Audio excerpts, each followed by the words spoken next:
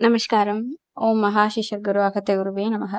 இன்றைக்கு தியானத்தின் முக்கியத்துவத்தை பத்தி தெரிஞ்சுக்க போறோம். அத்தனை தொகுப்புகளும் அகத்தியர் வழிபாடும் என்னும் நூல்ல இருந்துதான் நான் சொல்லிட்டு இருக்கேன்.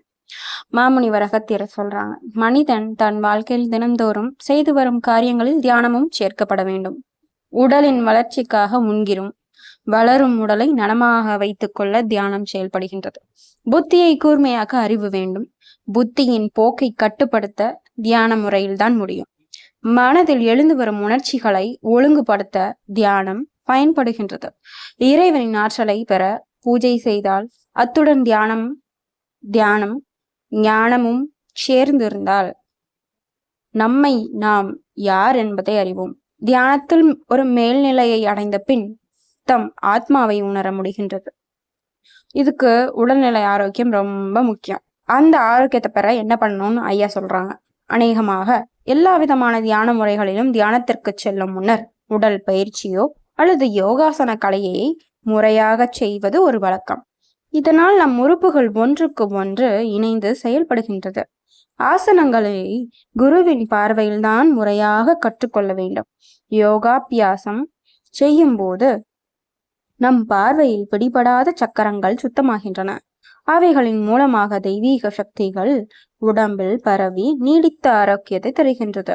இதனால் மனிதன் நோய் நொடிகளிலிருந்து நீக்கப்படுகின்றான். இதுக்கப்புறம் புத்தியை கட்டுப்படுத்த என்ன வழிமுறைகள்னு ஐயா சொல்றாங்க. மனிதனின் புத்தியின் போக்கை மரத்தின் மேல் தாவி குதிக்கும் குரங்கிற்கு ஒப்பிடுவது இயல்பு. அது எப்போதும் ஒரு நிலையில் தங்குவதில்லை. மனிதனின் புத்தியும் அது போல்தான். எப்பொழுதும் வேண்டாதவர்களை பற்றி சிந்திப்பதும், எடை போட்டும், விடையை தேடிக்கொண்டும், கடந்து போனதை மறுபடியும் நினைத்து கொண்டும் இப்படி என்னவெல்லாமோ பாடுபடுகின்றது. தியானத்தின் போது பிராணாயாமம், பிரத்யாகாரம், தாரணை என்னும் நிலைகளின் மனிதன் புத்தி ஒரு நிலையில் நிற்கின்றது. வேண்டாத விஷயங்கள் மனதில் இருந்து வெளியே அகற்றப்படுகின்றன. இதில் உணர்ச்சியை கட்டுப்படுத்த தியானம் எப்படி உபயோகப்படுகிறது அப்படின்றத பத்தி சொல்றாங்க.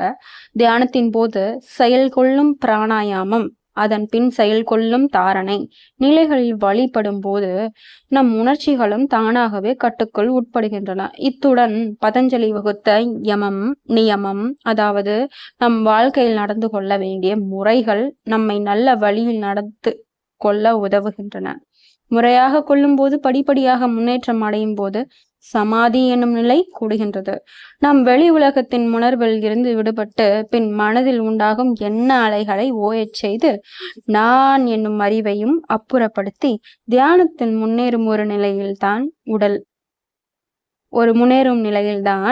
தான் உடல் அல்ல, தான் புத்தியும் அல்ல, தான் ஒரு ஆத்மஸ்வரூபி என்பதை உணர்கின்றான். தியான மார்க்கத்துடன் ஞானமும் இணைந்து வந்து அத்துடன் நல்ல வாழ்க்கையை கடைபிடித்து வந்தால் அதுவே மோட்சத்திற்கும் வழிகாட்டியாகும். மற்றொரு நிலைமை இருக்குது. கடவுளின் அருள் அல்லது கடவுளை தரிசிக்கும் சக்தி சிலருக்கு கடந்த ஜென்மத்தின் பலனாக மண் மூடிய விதை போல் தன்னுள் அடங்கி சரியான பருவத்தில் வளர்ந்து மலர்ந்து ஞான சக்தி வெளியாகின்றது. அப்பொழுதுதான் கடவுளை நேரடியாக பார்க்க முடிகின்றது. இந்த ஜென்மத்தில் தர்மத்தின் நிழலில் வளரும் நேர்மையான சில பக்தர்களுக்கு தான் செய்து வரும் தியானத்தின் இறுதியில் கடவுளை தியான ஒளியில் பார்க்க இயலும். நான் திரும்ப வாசிக்கிறேன். இந்த ஜென்மத்தில் தர்மத்தின் நிழலில் வளரும் நேர்மையான சில பக்தர்களுக்கு தான் செய்து வரும் தியானத்தின் இறுதியில் கடவுளை தியான ஒளியில் பார்க்க இயலும். இப்ப தெரியும் நினைக்கிறேன் தியானத்தோட முக்கியத்துவம் எதுக்கு இவ்வளவு பெருசா ஒரு பெரிய பல வாரமா இது தொடர்ச்சியா இருக்கு. அப்படிதானே?